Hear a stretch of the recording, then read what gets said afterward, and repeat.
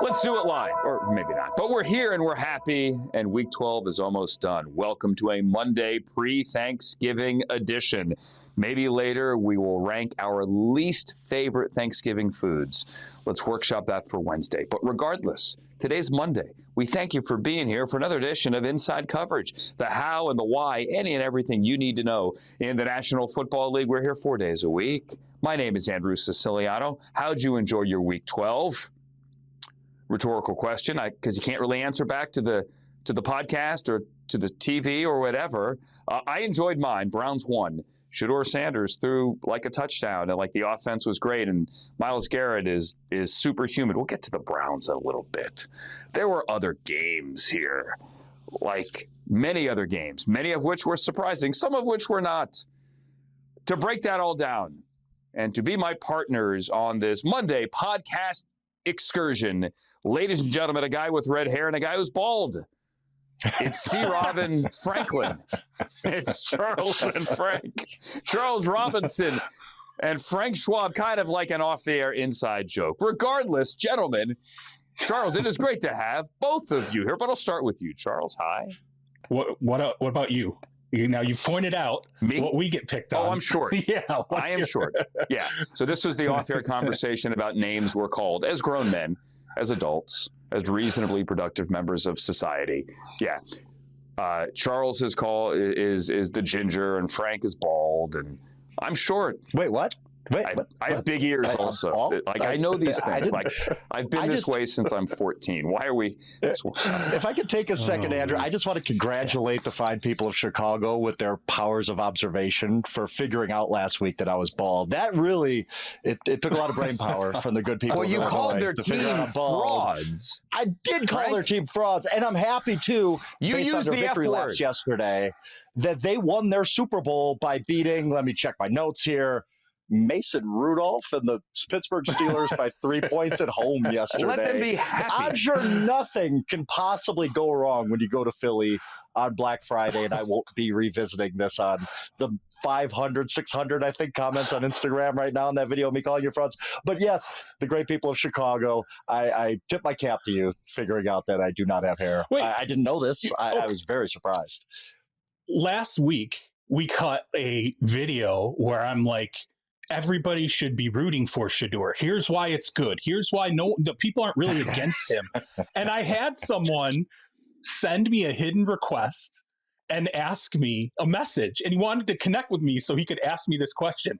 Why I hate Shedeur so much, and I'm just such this big hate. I'm like attached to a video where I literally said the Shedeur's opposite. A different topic all day. It's Shedeur, man. Like you can't say anything good enough. You can't say anything bad enough. It's crazy.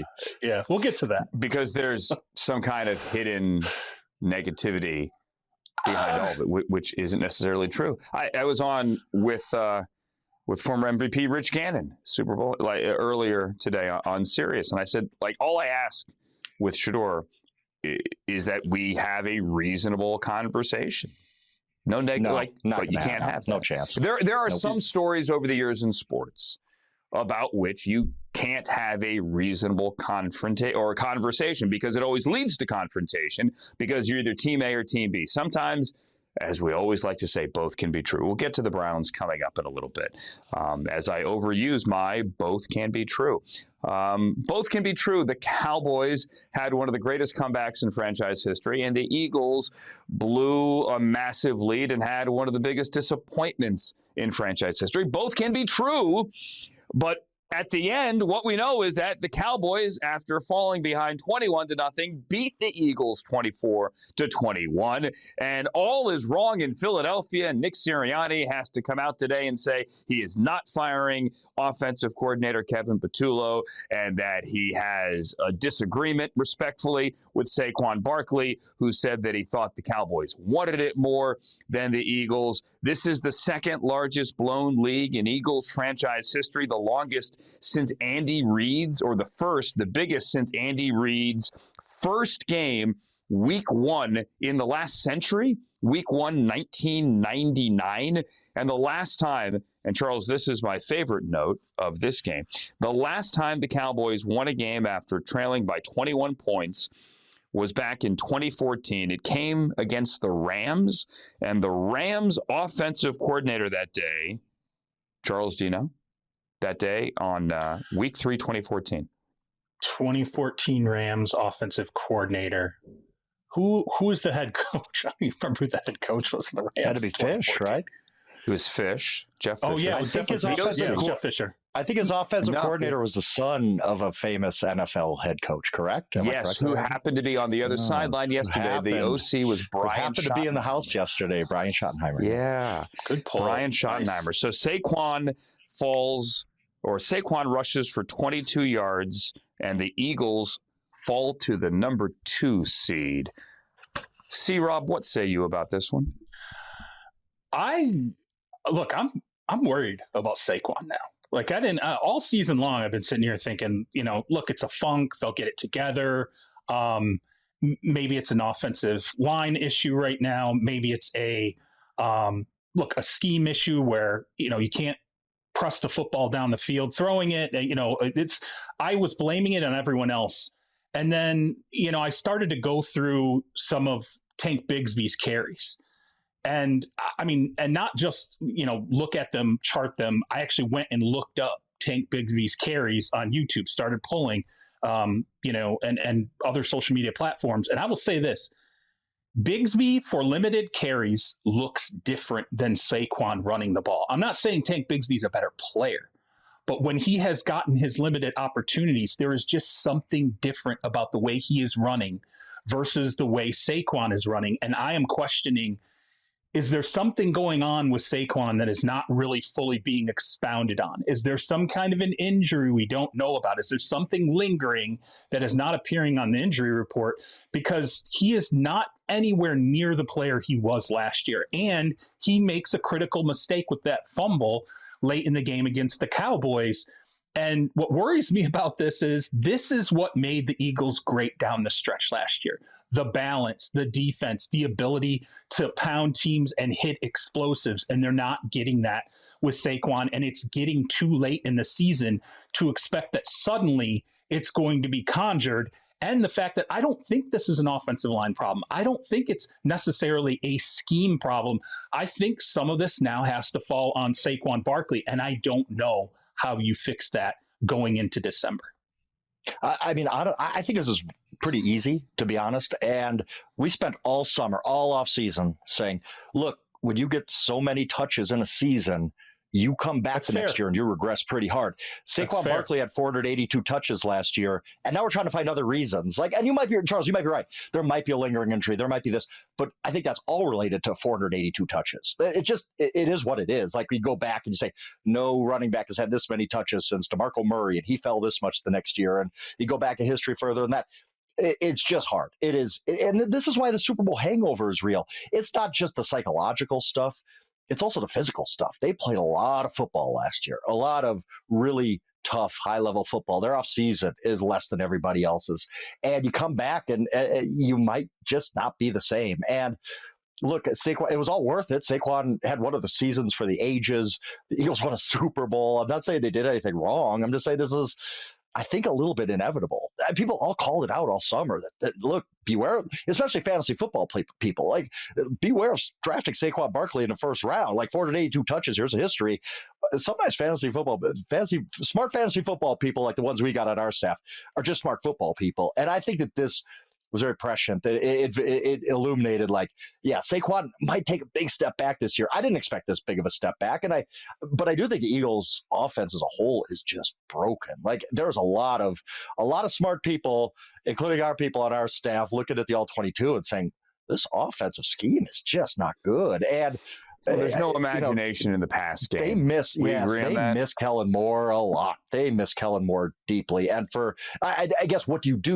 It's hard to fire Kevin Patullo right now because you're in the middle of a season and you're 8-3. But they did this on the defensive side a few years ago with Matt Patricia. I think they were like 9-3 when they moved on and a defensive coordinator. So it's not impossible. But everything about the Eagles, I think there's been overreaction. They're still an 8-3 team. They're still very, very good. But if the offense keeps playing like this, it's really hard to string together 4 straight games in January to win another Super Bowl with them playing. Well, let me interrupt here real quick ahead. and ask you guys this. This is another thing that bothers me too down the stretch. Why is there so much extra? As you said, it's an 8-3 team, and yet every time there's adversity, and even when they're winning games, there's extra crap that we're kind of hearing coming out of the organization. Like when A.J. Brown gets questioned about his performance and people are saying he's not the same player. And instead of A.J. containing it, he says, exactly. He says, I guess Saquon's not the same player. That wasn't a shot at Saquon. That was a shot at those doubting him. I think. But why do you invoke a teammate to make that point? And then, and in a way, you're critiquing what Saquon looks like too. You're focusing it on another player in your locker room. Then Saquon comes out and says, I think they wanted it more. Then Nick Sirianni says he doesn't agree with Saquon. There's all this extra stuff. And I'm like, every time this team feels some adversity, it's like chum in the water, and you cannot keep having that happen. This is supposed to be a high-level team that's won a Super Bowl, that knows how to stick through thick and thin, and yet whether it's you're winning games and some people aren't getting some balls, or Saquon's not looking right as he, just averaging 3.7 yards per carry, or Jalen Hurts, collapses in the second half of a game. They never get through a post game without hearing something from somebody in that locker room that creates, again, this effect of this soap opera. I've never seen a soap opera for a team that has this kind of a record. There's a lot here, and I think part of it has to do with the fact that, to their credit, and yes, I'm actually saying that, the Philadelphia media asks very pointed and direct questions. They ask the questions that you as a fan scream at your TV while you're sitting on the couch on Sunday. They don't ask, hey, coach, is it this or is it that? And you give a multiple choice answer and wiggle room for the person on the other end of the question. And the Eagles have given, to their credit, honest answers. And sometimes those honest answers then create more questions and make things bigger stories. As for Saquon, it's not all his fault. I mean, they had 3 touchdowns in the first 3 possessions. Then they gained only 7 first downs in the next 8 possessions and only had 3 snaps in Dallas territory. They killed those 2 timeouts before the half, right? Jake Elliott missed a field goal. There were a couple of fumbles there, Saquon one of them. It's not his fault they had a season-high 14 penalties. It's not Saquon's fault that George Pickens put on a personal pay me campaign yet again for the second time in 6 days. And it's not Saquon's fault that Quinnen Williams looks like the best deal deadline defensive acquisition that we've seen in years, and he had 8 quarterback pressures. So it is certainly more than Saquon. But the offensive, there's no creativity. And as for the changing play callers, I don't know why Nick Sirianni can't take it back for a week or two. We've seen that in other places. We've seen, where has it happened this year? In Detroit, Dan Campbell took the play calling back for a couple of weeks. That certainly showed some immediate results. Kevin Stefanski, the last 2 years, has given up play calling. Nick Sirianni has rings, all right? He has the cachet to do this. I don't know why he doesn't, just to see what, a second set of eyes on this thing, or a different set of eyes, could do. Yeah, unless I got my timeline mistaken, they made a Super Bowl and almost won it, but Nick Sirianni calling plays, and then he was stripped of his power. I agree with you. Why not change things at this point? Again, I think the Dan Campbell example is really good here. He didn't throw anybody under the bus. He didn't say, well, John Martin stinks, I'm firing him. He's just said, we need another opinion here. I can do this. It's still a collaborative effort. And I don't know why that would be so bad for the Eagles. But to your guys' point, I've never seen an unhappier championship team with this kind of a record. Some teams they haven't won the title yet, so they're a little angsty, whatever, or you have a bad record coming off a championship. But the Eagles are 8-3. They won a Super Bowl, and it just seems like every day is miserable for them. Nothing's happy, nothing. They don't celebrate anything. I don't know. It just seems like every story coming out of Philly this year has been negative.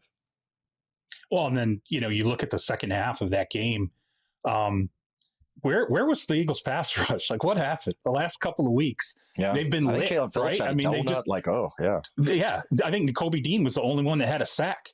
And, so the Eagles pass rush disappears when you need it. It's vital. Like, hey, we're struggling. Now you have to carry us, at this juncture of the game. And we've made acquisitions in this department to raise the level and balance things out so that when we're not having our best day on offense or we're not having our best half on offense, you have to be able to stop George Pickens, in a tight spot. And then, Andrew, you mentioned too that, the 14 penalties for, I think it was 100 yards in penalty yardage. My God, there's so much to clean up here. And you can almost point at everywhere. You can point at the coaches and say, look, 14 penalties. This team is too veteran a team to have 14 freaking penalties and 100 yards in a game like this. It's too veteran a team to collapse in the second half after you're leading, 21-0, 21-7 going into halftime. It's too veteran a team to not be able to run the football, or at least as a coaching staff sit there and say, hey, you know what? In very limited opportunities, Tank Bigsby's averaging 9.1 yards per carry. Saquon's averaging 3.7. Maybe let's just balance it out. It doesn't have to be, a split deal here, but let's take a little off Saquon's plate. Let's figure out how to get Bigsby a little more involved. By the way, he's a more physical runner. I think he's a more straight ahead guy who will pound an opposing defense. They got to come up with some ideas. Yeah, exactly. Right. There's got to be some ideas here, and maybe the coaching staff probably wants to sit down with the veterans and say, why are we making some of these mistakes? We should not be penalized at this kind of rate, being the team that we are. It's not like we're trotting a bunch of rookies out there. No. Yeah, and the Eagles, by the way, Black Friday game against the Bears. We'll deal with the Bears a little bit later. Bears won. They're 8-3. Yay. Eagles, Bears, that game is in Philadelphia, coming up on Amazon on Prime Video on Friday. Then the Eagles come here to Los Angeles to face the Chargers on a Monday night. The Eagles are now the 2 seed. The Rams are now the 1 seed. There are 3 games, obviously, the triple header on Thanksgiving, as we always have. The late game seemingly will now feature Joe Burrow. The 3-8 Bengals, they lose to the Patriots. Closer game than some expected. Flacco had a pick 6, but they lose to the Patriots, and they're now 3-8. Go to Baltimore to face the streaking Ravens in the late game on NBC on Thanksgiving night. Zach Taylor didn't commit to it, but he says that he anticipates, his word, not mine, that Joe Burrow is going to be the starting quarterback in this game. It's going to be without T. Higgins. However, T. Higgins' scary hit his head. He's out of the game, already ruled out on Monday. So no T. Higgins. Jamar Chase, who apologized on social media for the spit and the suspension, will be back for the Bengals. Gentlemen, I'll ask both of you, is this the right move? Once they let the horse out of the barn and said that Burrow was a full participant in practice last week, it would be hard now to put that horse back in the barn. But at 3-8, Charles, they're not making the playoffs, although it is the AFC North and the leader in the division only has 6 victories. So mathematically, they ain't out of it. But come on, really? Yeah. 3-8. Well, I got Joe Burrow has 9 toes. Is it worth it? Yeah. I got something for this, actually, because we talked about this. I think it might have been the 3 of us, a couple of weeks ago, where we were talking about, what do you do if you're out of it when Burrow gets healthy? And I think I hemmed and hawed on this show about, man, I don't know. Do you want to risk it with the injury history? There was an executive who actually caught that episode, and he texted me and he said, I don't understand you sometimes. And I'm like, okay, what did I do? What did I say? And, so I call him, and he said, hey, I caught a portion of the show, and he said, I don't understand why you would think the Bengals shouldn't play Joe Burrow if he's healthy. And I said, well, look, there's the injury history. He said, look, man, he said, you guys, sometimes you look at it like this is fantasy football. He said, Joe Burrow needs to come back because they're paying him to play football. He's a football player. That is what he does. And by the way, you play him when he's healthy because there are times when he's not healthy.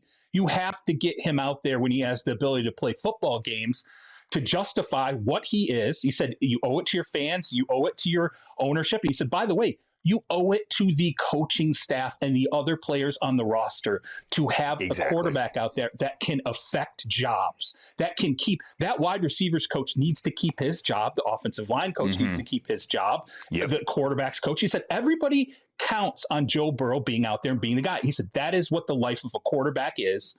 And he said, for you to suggest that Burrow should be held back and put in bubble wrap and, let's hold him back because he might get hurt. He says it's insulting to the profession of football, and it's insulting to every other adult who steps into that facility and straps it up, expecting to get the best out of what they have available to them. And I was like, damn. And you have red hair. Yeah. And I have red hair. Yeah, how dare. The bald guy will weigh in on it later. Yeah. Yeah, they're like, we got rid of Andy Dalton because of that whole red hair thing. Well, that's another issue. But I agree with him. Honestly, I do. Yeah, I've come around to this way of thinking too. Like Joe Burrow has paid a lot of money, and not to get too whimsical here, but Bengals season ticket holders pay a lot of money. There's kids that come to games, and you don't come to see Joe Flacco in Week 15 because we got to sit Joe Burrow for 6 games to end the season. Like there is something. There's also something to be said about the Bengals play the Ravens this week, right? If you're the Steelers, you're sitting there saying, well, Joe Burrow's healthy. You're not giving it your best shot. Like that isn't right for the game. We all remember I don't mind way back antagonizing the Steelers. That's the wrong rationale there. Yeah, right. But we all remember Andy Dalton throwing to Tyler Boyd to get the Bills into the playoffs many years ago by knocking out the Ravens. There is still an obligation, for sure, for these teams to put their best foot forward. And I get, if Joe Burrow's not healthy, to say, all right, he's not 100% here. He isn't 100%. We know that. But he's not even close to 100%. Let's be careful with it for another week. Let's not. But this is, I've come around to thinking that if he could play, he should play. And maybe you don't in week 18 or something like that. But for 6 weeks, you put your best foot forward because TV partners are involved in this. Other teams in the NFL, all the people you just listed, Charles. Yes, players should play. Sure. Yeah. The integrity of the game. You put them out there. And it's hard. Yeah. Charles, the point you make about the coaches, the teammates. Yeah, it's hard to get past that one. It's hard to look, if you're Zach Taylor, in the eyes of the other guys in that locker room that put their body on the line. That might be their last game. Might be their only game. There might be a guy up from the practice squad. This is only time in the NFL. And go, we're not gonna give you the best chance to win when you're gonna get in a car crash 50 times on Sunday. Because that's what every tackle is like. Every tackle in the NFL is a car crash. You, me, the three of us, we're at a red light and somebody's looking at their phone and they run into us. That's a car crash to us, and we're going to be complaining about it for 3 weeks. Hopefully we're okay. That's what NFL players go through on every single snap. It's a car crash. Like the normal, like your average 4-yard run play where there's a hit and the broadcast team isn't even focusing on it because they're showing a replay from another play or they're doing a sideline interview and you don't even look up from your phone on the couch checking your fantasy team. That feels like a car crash to those guys on the field. But it's just a 4-yard run and now it's 2nd and 6. So to say, I know you're going through that and we're going to put our second or third best option at quarterback as opposed to one of the top 10 players of the game currently alive, you can't do that. So it is Joe Burrow time on Thanksgiving night. Coming up on Inside Coverage, it is Shedeur Sanders time in Cleveland. I was in Vegas yesterday. I'll tell you what I saw, and we'll tell you what Kevin Stefanski said about that today. Don't go anywhere. What happens in Vegas was fun. Welcome back to Inside Coverage. And now that fun goes back to Cleveland for the Browns and the 49ers. Week 13 with Shedeur Sanders as the starting quarterback. It's Inside Coverage. I'm Andrew. And for those who don't know, in my free time, I'm the voice of the Cleveland Browns. I do their radio play-by-play. That is Charles Robinson, C-Rob to you and yours. And that is Frank Schwab. We are now going to attempt to have a reasonable, rational conversation about Shedeur Sanders and the Browns quarterback situation. Let me go first. He played well yesterday. The Browns' 3 biggest pass plays of the year were all in that game. Now, one of them was Dylan Sampson, 66 yards, a little pass to the flat, and he took off.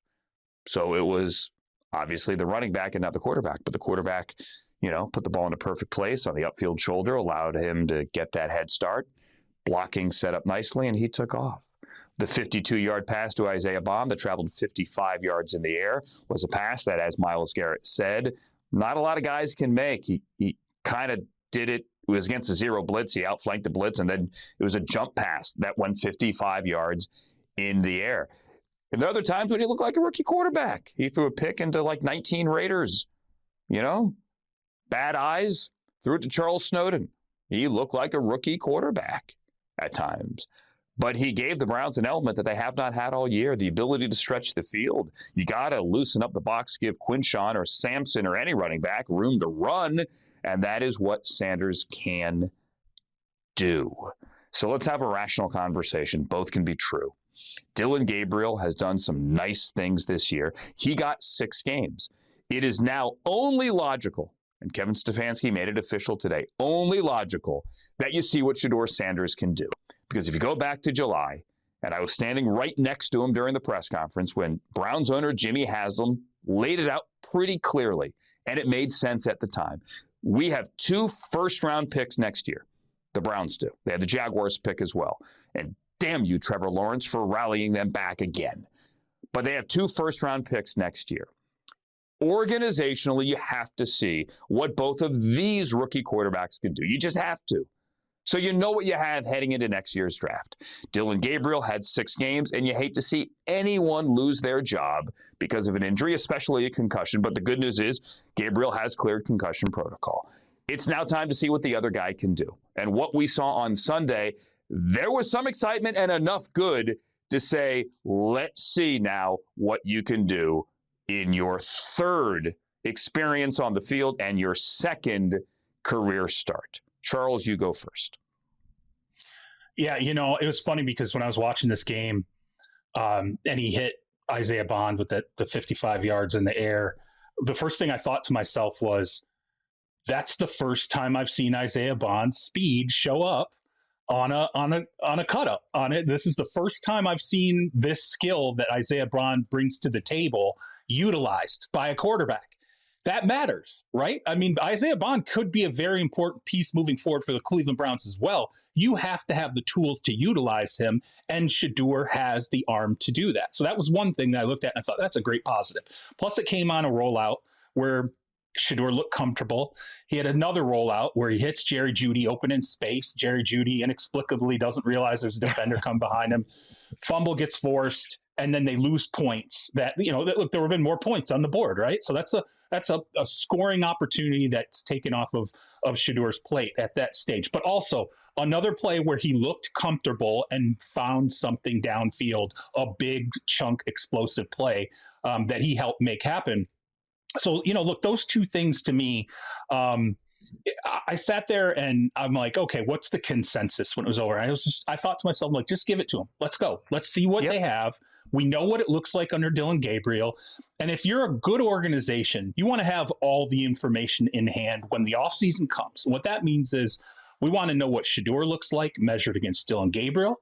And we want to know what those 2 guys look like measured against a draft class or any other option we could have at quarterback coming in this offseason. And you can't do that without turning it over fully to Shedeur Sanders and saying, here you go, where you're going to get what you want. You're going to get full practice reps.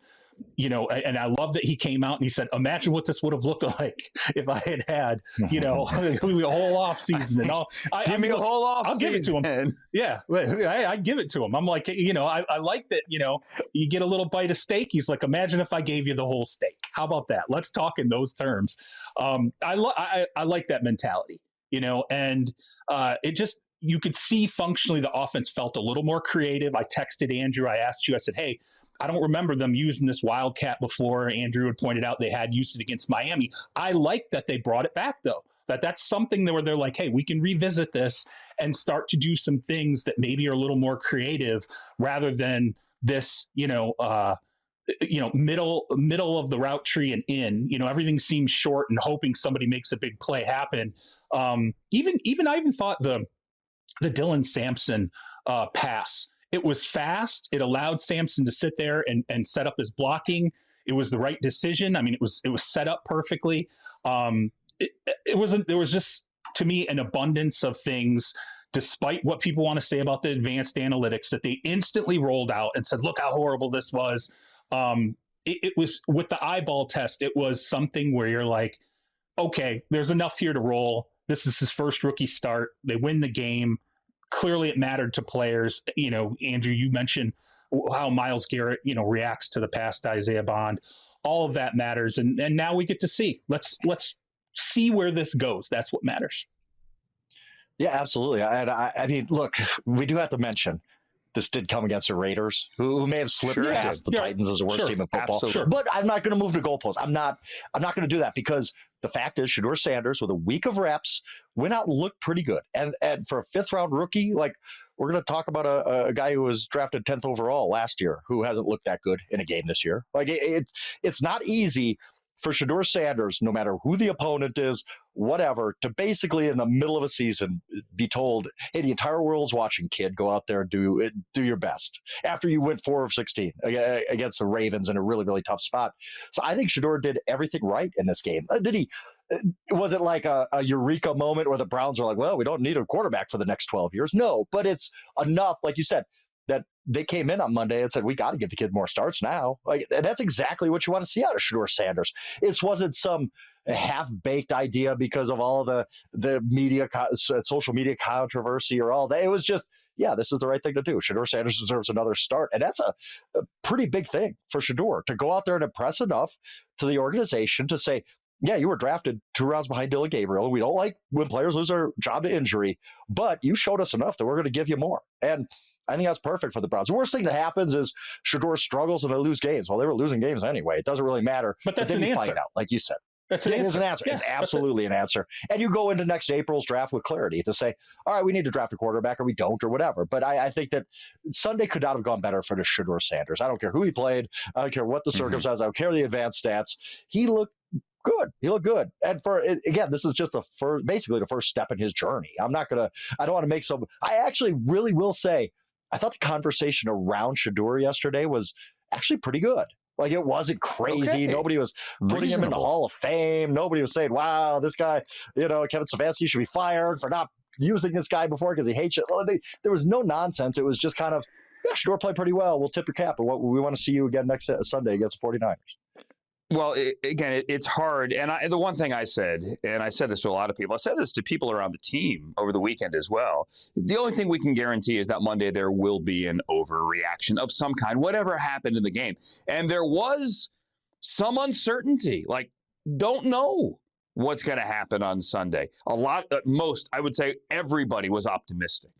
Everybody was very optimistic. But at the same time, like, who knows what's actually going to happen when you get out there. And I thought, and this is just me speaking, that the worst case scenario would have been, well, I mean, a win is a win, certainly. A loss is the worst case scenario. But, a situation where they win like 20-17 or 17-13, where the defense does most of the work.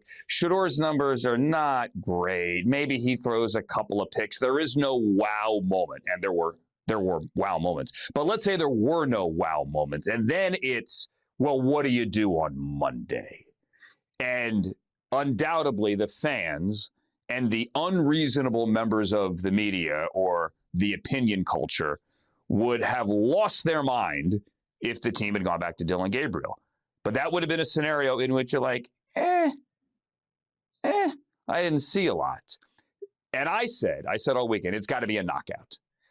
I don't know that Shedeur delivered a knockout, but man, he fought a good fight. And he absolutely deserves to get the next start, and he will, and that is the right thing.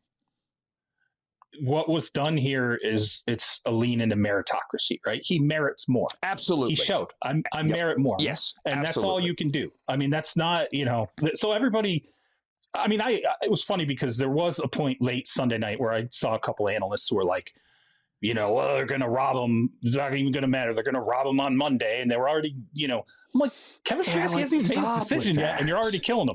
Yeah, just let it be. With that. So, yeah, this is just, I think when they drafted him in the 5th round and they had taken Dylan Gabriel in the 3rd, and I was talking to somebody in the organization right before camp kicked off. It's funny because it's kind of played out the way that they suspected it would. Joe Flacco is going to end up being our starter.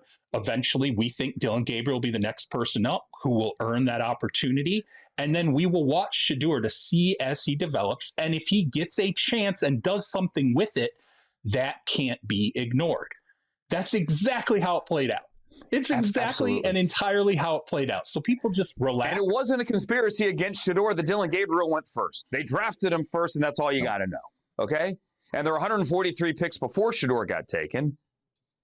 And even he said yesterday, well, they said, do you have something against a chip on your shoulder because it's the Raiders? He goes, guys, 143 picks went before me, not just the Raiders. Everybody had a shot to take me, not just the Raiders. So it played out the way you thought it would play out. Could it have happened a week or two before? It doesn't matter at this point. Like, it does not matter at this point. It doesn't matter. And also about, well, this idea that Kevin was trying to hold him back. Myles Garrett let it slip a week ago in an interview that he has seen Kevin Stefanski every day this season, going over the day before's practice, yesterday's practice with Shedeur in the morning, just the two of them. Like private one-on-one tutoring, film session, if you will. Myles let it slip, and Kevin was asked about it yesterday, or rather last week on the podium. He kind of dodged it, but he talked about it with me in my pregame interview on the radio before the broadcast on Sunday, and opened up a little bit more about it. It's just, that's what he did. He sat down with Shedeur, cares about his development, and they went through yesterday's practice every day. So it has been building towards the experience and the opportunity and that moment on Sunday, and give Shedeur credit. He did the job, and the offense got the explosive plays it has lacked the entire season. Now, what'll be interesting is you get a full game here for Robert Saleh to look at. 6 quarters for Robert Saleh to look at. And you got a real team coming to town, a team that does not have a pass rush. I mean, the Niners have 12 sacks. That's before, and we are recording this before the Monday night game, the Niners and the Panthers, a game in which, and again, before that game, the Panthers can move into first. Carolina wins on Monday night. Your Carolina Panthers lead the NFC South, and the Tampa Bay Buccaneers fall out of playoff positioning all the way down to number 9. So those two teams would flip-flop in the NFC standings. All right, the other side of that game yesterday in Vegas was that the Raiders just looked awful. Talking to some Raider people after the game, people who have been around the team for a long, long time, said this is the worst team they could ever remember, and that is a massive, massive statement.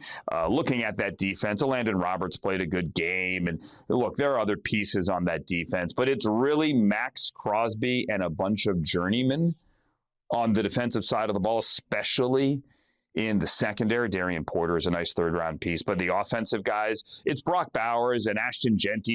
They can certainly play, and they're optimistic about Thornton and Bash. Colton Miller's hurt. JPJ is hurt.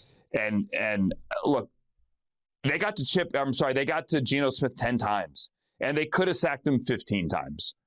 They really could have, but they only sacked him 10. And something had to give. And Frank, I'll start with you. Chip Kelly, I don't like to make it about money, but they gave him a nice paycheck to leave Ohio State. Whether it was Tom Brady, John Spytek, Mark Davis, or Pete Carroll's idea, doesn't matter. They fired him. And Chip Kelly is coming home to Manhattan Beach. And I don't know where the Raiders go now, because this is looking like a tear down. And you have a 74-year-old head coach. Yeah, really bad situation. Really, really bad situation. And I don't think this is all Chip Kelly's fault, but Chip Kelly didn't do anything to save his job either. And it's such a mess. And I do have to point this out. I do want to point this out because I'll just say it. Nepotism is a big problem in NFL coaching. It is. Thank you. Yes. You get so many percentage of coaches who just get a job based on who their dad is. Pete Carroll came on, and 2 of his assistant coaches are his sons. The Raiders might have the worst. Sorry, let me back up and restate that. The Raiders have the worst offensive line in football, and it's not even close. Like you said, Andrew, they gave up 10 sacks yesterday. It could have been 15. I feel bad for Geno Smith. Not that Geno Smith is covering himself in glory, but what do you do when you're playing behind the worst offensive line in football? You know how many times he got hit, Frank? You know how many times he got 21, 22? He got hit 20 times. Yeah. Yeah, it's unbelievable. I was impressed, actually. You finished the game. The Raiders' offensive line coach, the worst offensive line in the NFL, is Brennan Carroll. That is Pete Carroll's son. He ain't lost his job, has he? Like, this is what Pete Carroll, go ahead, get your kids jobs. That's great.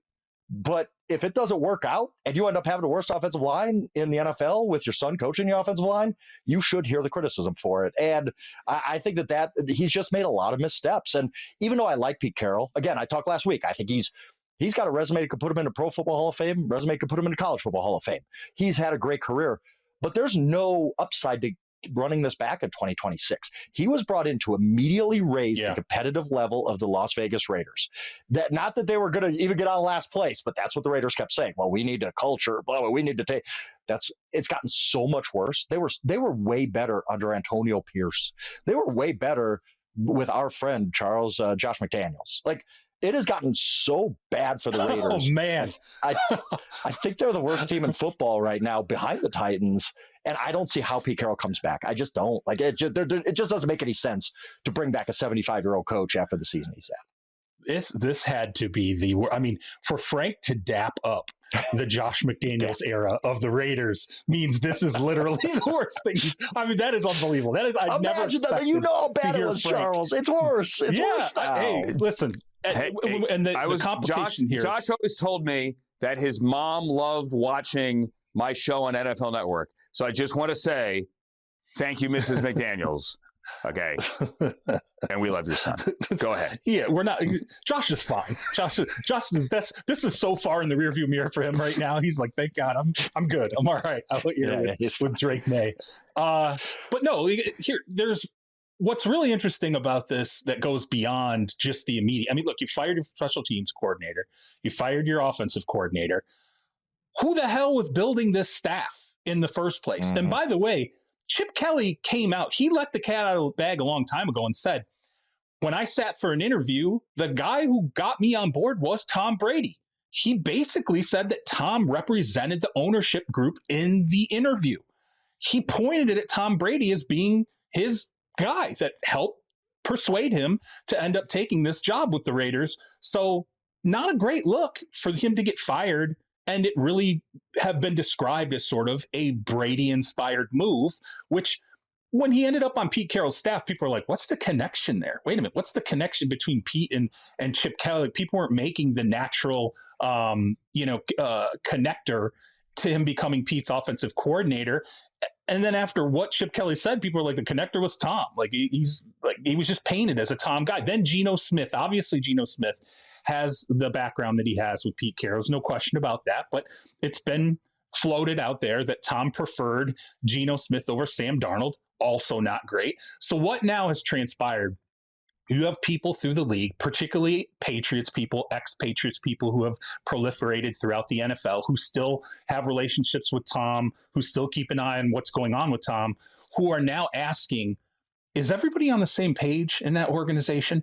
And, one of them I was talking to today said, look, man, I think Pete's on his page. I think Mark Davis is on his page. And I think Tom is on his page. And he said, and I don't think any of those three pages are together. I'm like, that is not a great thing to ultimately hear about this team. And Mark Davis, I have a dream. One day I dream of being hired and fired by Mark Davis and have him paying me for a couple of years. That is my dream, because that list is so long. I gotta be honest. Goodness. Like, look, I just as long as I stick around long enough. I had no idea where you were going with that. I have a dream, and that a guy in a white jumpsuit will fire me and pay me to go home. Yeah, okay. The Browns, by the way, wore their white helmets and white jerseys together, which had the first time they have ever in franchise history worn that look. A little bit different. Like down at field level, I can tell you the helmet and the jersey slightly, like not exactly the same shade of white. I thought it looked better on TV, much better than it did down on the field. I thought it was interesting, though. It wasn't a troll. I don't think anyone thought about it, but it's, hey, we're going to show up in the home of a man whose dad made the white jumpsuit famous. And we're going to go white hats and white shirts. And we're going to beat you in your own building. Coming up next, the Vikings have a major quarterback issue. And it got even worse this morning. Or maybe it didn't. It's Inside Coverage on Yahoo. All right, you're watching Inside Coverage. You're also listening to it. We appreciate however you're taking in this program. It is the Monday edition here on Yahoo. I'm Andrew. That's Frank. That's Charles. After the Week 12 Sunday games, I have been the one to defend J.J. McCarthy throughout, I think, this entire season. A season that saw him miss 6 weeks, obviously. A season that is really his only first full season. He missed all of last year, couldn't practice, had to watch, yet mental reps, it's not the same. And Frank has been the loudest voice here saying J.J. McCarthy is not the guy. And I'm like, come on, give the kid a break. Like, it's only a couple of starts. Like, we had the conversation with Shedeur Sanders. Can't overreact. Just let it be. I'm with you, Frank, now. The Vikings have a quarterback problem. And they lose 23-6 yesterday.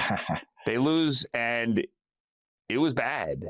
It was really, really bad. Now, the Packers have a good defense, and Jeff Hafley is going to be in consideration, likely will be a head coach, honestly, next year somewhere, because his defenses are that good. And you can do things like move Micah Parsons around and put him over the center. I mean, all these crazy things. And that's hard for any young quarterback.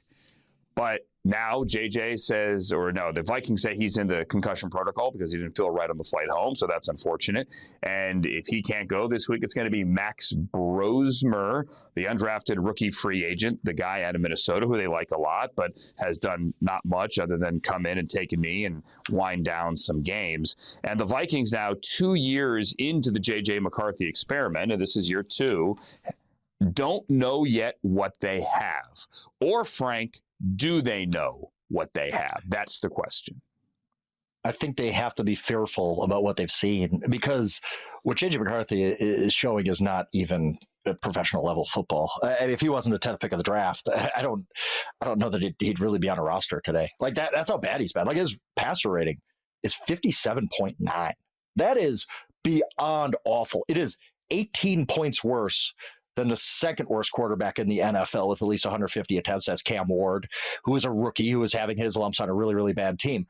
It is about 10 to 12 points worse than Anthony Richardson's career passer rating. It's like 20 points behind Tim Tebow, who we all make fun of because he couldn't pass the ball. Like it is, JJ McCarthy is just, there's just no awareness out there. He doesn't see things well. When you can't get the ball to Justin Jefferson, something's wrong. Something's really wrong. And I think here's the big issue for the Vikings.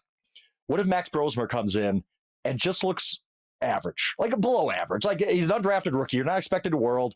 He just comes in and he looks a little bit better than J.J. McCarthy. That looks even worse on J.J. McCarthy. And you don't have your answer either because Brosmer hasn't looked that good. Now it's possible Brosmer is Brock Purdy to J.J. McCarthy's Trey Lance, right? Like maybe, who knows? We're going to find out, I guess.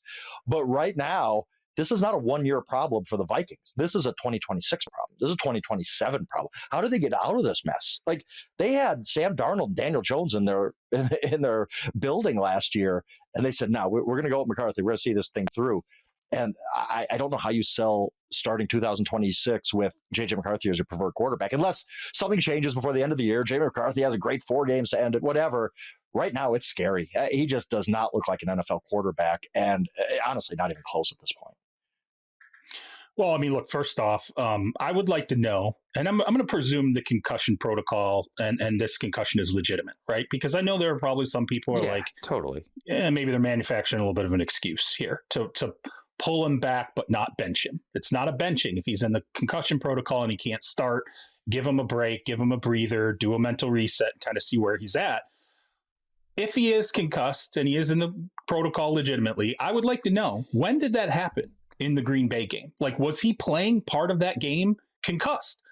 We've seen sometimes players have games where we're like, man, something didn't look right, something, and then we come back and we look at the cut-ups and we go, oh, he got hit in the head in the second quarter and never looked right again after that. And, so my question is, did JJ have a performance that was in some way a reflection of, suffering a head injury in that game? Because I can't understand how. Yeah. Well, I mean, remember, go back and watch him in the Detroit game. It's insane.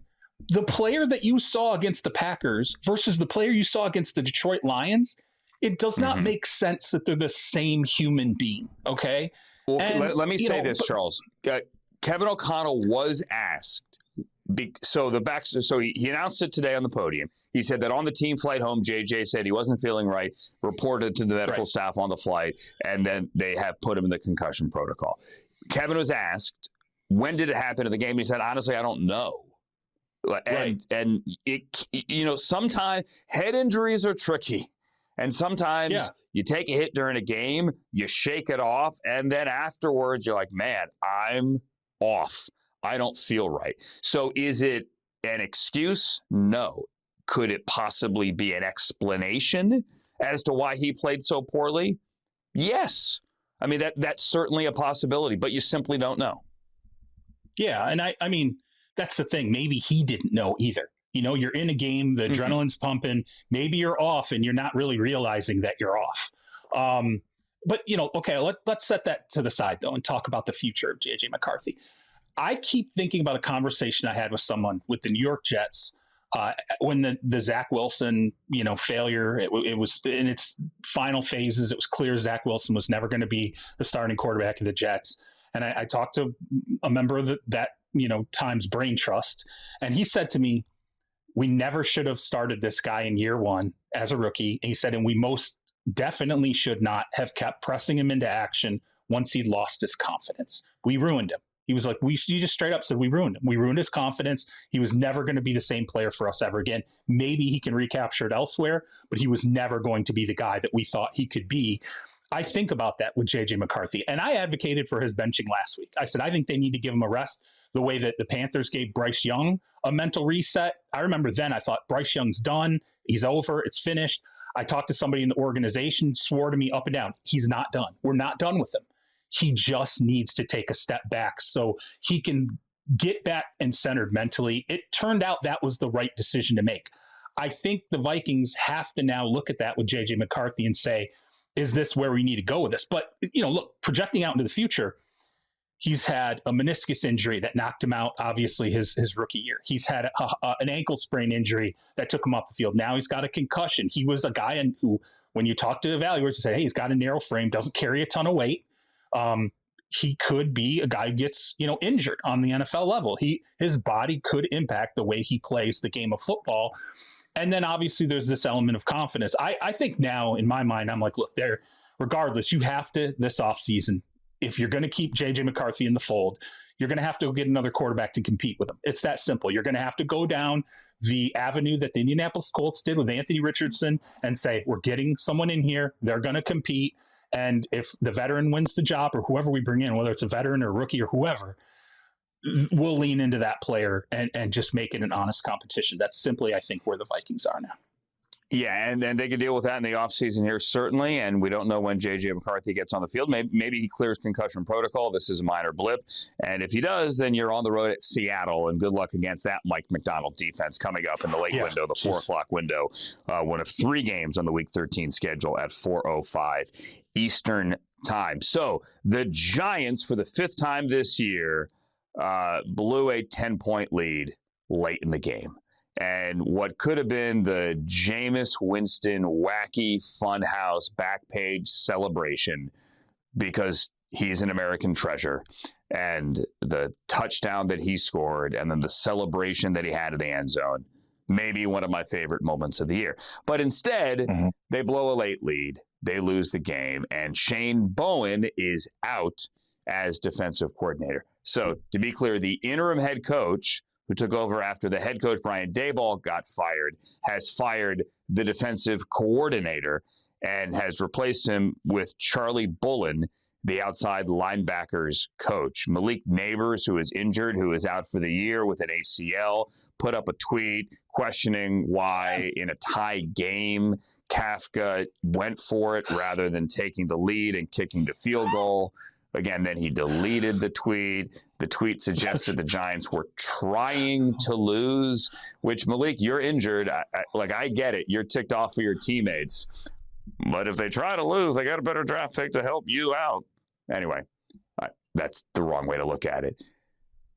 Frank, can it get worse for the Giants? No, I mean, this is pretty crazy. I just want to point out that this is how just wild the NFL can be sometimes. Charles, I think it was you who texted the group the replay of Jake Bates' field goal, which moved like I've never seen. It was like a crazy Paul Skeens slider. Like it was, going way wide right, and then just takes a left turn and goes in. Like it was one of the most miraculous field goals I've ever seen in my life to tie the game. if Jake Bates misses that, if that thing just keeps going to the right, like most physics say it should, what are we talking about today? We're talking about like Mike Kafka. Can he be the permanent head coach? He just went into Detroit with his third quarterback and beat the Lions. Like, oh my God. Like, and now Jake Bates makes that field goal, which was as crazy as I've ever seen a field goal again. In a dome. They It was lose it 59 overtime. yards also. In a dome. 59 yards. Unbelievable. And they go in overtime. They lose. Jahmyr Gibbs, who's unbelievable, right? Like he breaks off a long run. And now it's like Malik Neighbors blasted the coaching staff and the defensive coordinator's fired. The ship is sinking. It just blows my mind sometimes in the NFL how the result of one fluky play that just changes literally the entire conversation on a team. And honestly, maybe their future. Like, I'm not saying Mike Kafka didn't have a shot to get the permanent head coaching job. If he beats the Lions in Detroit and goes on the rest of the season and wins some more games, you might Antonio Pierce this thing, right? Like, but Jake Bates makes that unbelievable field goal. Antonio Pierce is now a verb. Okay. There you go. Fantastic. You know what I mean? Antonio Pierce, who yesterday said, if I were still there, I was going to draft Shedeur. But he's not the GM. Yeah, but it was fun to hear. By the way, real quick, we're short on time. The Giants this week, you watch. They're going to go to New England on Monday night. I'm not going to say that they're going to beat the Patriots, but Will Campbell's going to be out. Jared Wilson is likely out as well. And you watch that Giants defensive front, and it is talented, is going to get after Drake May in a national spotlight game. I guarantee you. I'm not predicting a win. I'm just saying. There's your storyline, and you're going to have the interim DC bounce. Time for one more thing before we go. Guys, collectively, we have about 3 minutes here. C-Rob, you go first. All right. So, look, you know, I wear the Detroit hat every single show. It's, you know, me repping the city I love so much growing up in Michigan. And I'm telling you, watching Jahmyr Gibbs blossom the way that he has with the Detroit Lions to me is unbelievable. But then when I heard a stat, I couldn't believe it. Jahmyr Gibbs now has 44 touchdowns before the age of 24. He doesn't turn 24 until March. So the 23-year-old Jahmyr Gibbs trails only Barry Sanders in league history for number of touchdowns before the age of 24 years old. He now he has 3 touchdowns to catch Barry Sanders. I feel pretty confident in saying that it's very likely that Jahmyr Gibbs, barring an injury, will catch Barry Sanders and end up walking out of this season with the most touchdowns scored ever before the age of 24. It's insane. And, you know, I heard Herman Moore, who played a number of years, covered Herman Moore at one point in my career with the Lions, just talk about how when he watches Gibbs, you know, Barry had the indefinable quality that you could not, one guy could not take him on and catch him. And he kind of related it to Gibbs, and he said, if you take the wrong angle with this guy, it's over. That's just how it is. If you take the wrong angle, you're done. You're cooked. He looks an absolute treasure for Detroit.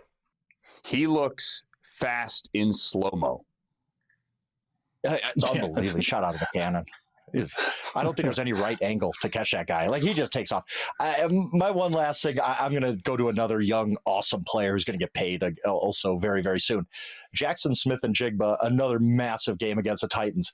He's on pace for 2,029 yards. That would be the NFL record, the first time anybody ever goes over 2,000 in a season. I get it, 17 games. But still, we should be paying more attention to this guy. I don't remember the last time a player went from not a great rookie season to pretty good as a second year to just explode to the moon his third year. This is just an incredible progression for him. Testament to the work he's put in, the talent he has. Nobody expected him to be the best receiver in football this year, but that's what he is. He is played out of his mind. Hats off to Jackson Smith-Njigba for just what we're seeing is a historic season from the Seattle star receiver, and we should all be appreciating it more. Jackson Smith-Njigba, what a player, what a season he's had. Marvin Harrison with he can break the record. That's what he is. Yeah. I think he's Marvin Harrison with an upgraded Marvin Harrison. Man, he's good. He's going to break Calvin's record in 16 games. You watch. They are a run-first team that doesn't run well. They're a run-first team that doesn't run well, and he's their number one option. They don't throw it much. He catches every pass, and he's breaking every record. It's absurd. Speaking of breaking records, my one more thing, Myles Garrett is not only going to break the single-season sack record held by Michael Strahan and T.J. Watt. It is 22.5. He is going to murder it He's going to leave it dead in the ditch. He is going to shatter it to pieces. He's currently on pace for 28 sacks. 28. My goodness. The record's 22.5. He has 6 games to go. Last year, Myles Garrett had 22 TFLs in an entire season, and he led the league. This year, he already has 26 TFLs, and he, again, still has 6 more games. As we record this, the San Francisco 49ers are getting ready for Monday Night Football. They have played 11 games. They are 7-4. The Browns are 3-8. They have played 11 games. Myles Garrett has 18 sacks. The San Francisco 49ers have 12. He has 150% of the San Francisco 49ers collective total through the same number of games. It's not the only team. The Jaguars have fewer sacks as well. I'm just picking the 49ers because it's nice, easy, and clean math. And the Niners play the Browns next week. Myles Garrett had 3 sacks, and it felt like a ho-hum performance because they had 10. I'm just going to tell you right now, I am so scared that Myles Garrett and Joe Thomas are going to be Cleveland's version of Barry Sanders and Calvin Johnson. Like these two unbelievable first ballot Hall of Fame guys. Deal with that another time. What they dealt with today was a win. 10 sacks collectively is one off the franchise record. They had 11 one day at Atlanta Fulton County Stadium in 1984. 10 sacks, and they hit Geno Smith 20 times. That's going to do it for us. Thanks for watching another edition of Inside Coverage. For the guy in the Tigers hat, that's Charles Robinson. And for the guy without hair, that's Frank Schwab. I'm the short guy. My name is Andrew Siciliano, and we thank you for taking in Monday's show. We will see you Tuesday. So long, everybody.